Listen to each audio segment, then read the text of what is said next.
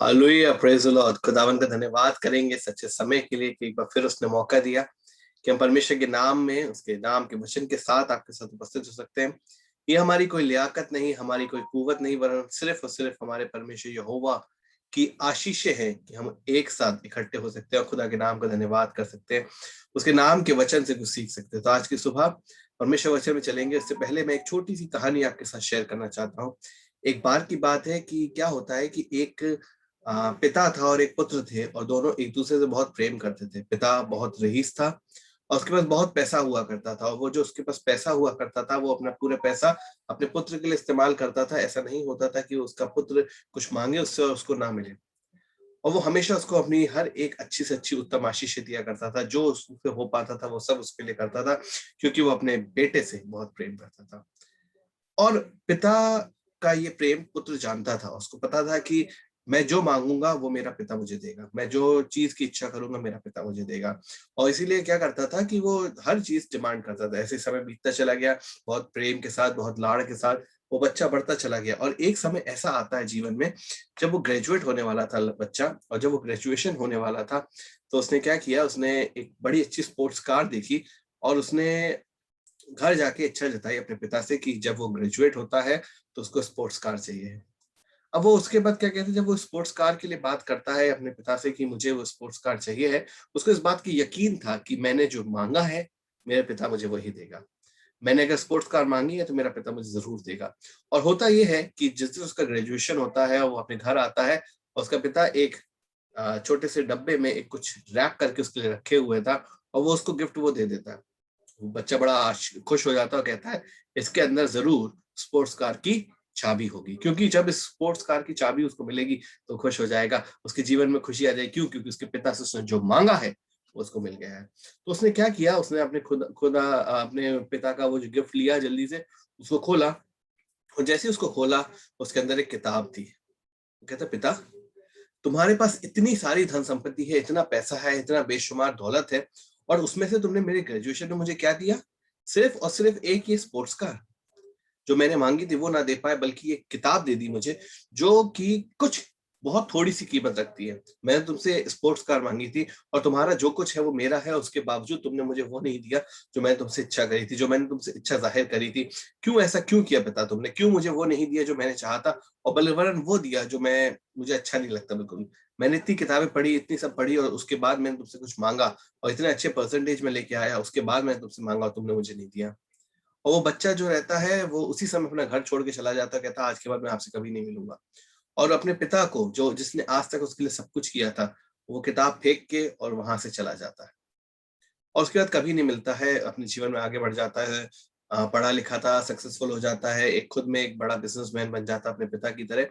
और एक दिन उसको एक खत मिलता है और उसमें पता चलता है उसे कि उसके पिता की डेथ हो चुकी है।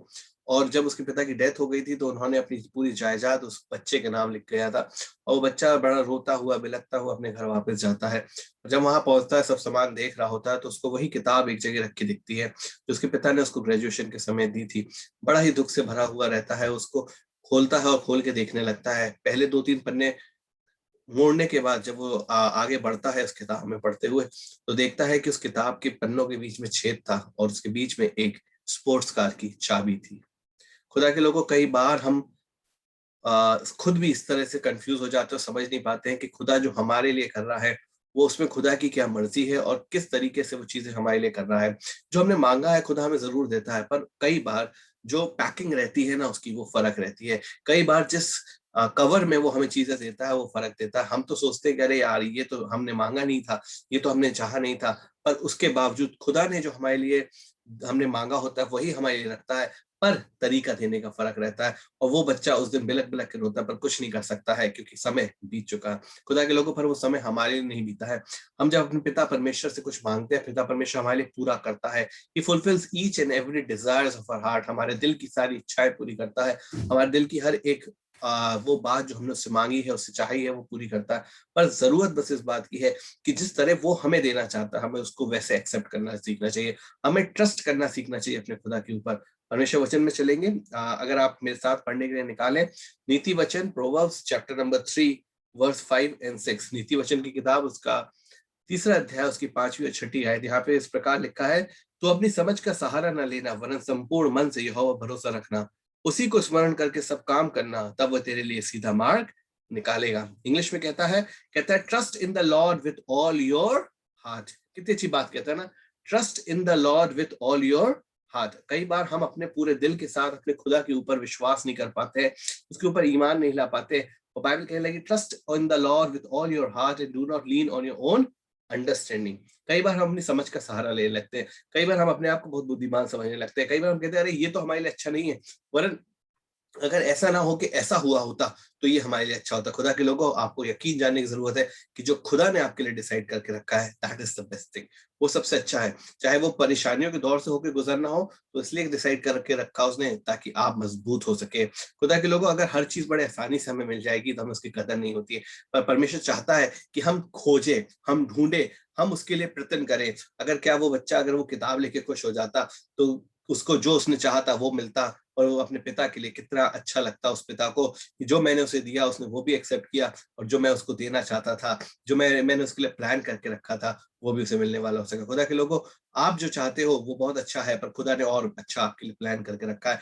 Trust in the Lord with all your heart and do not lean on your own understanding. अपनी समझ का सहारा ना ले।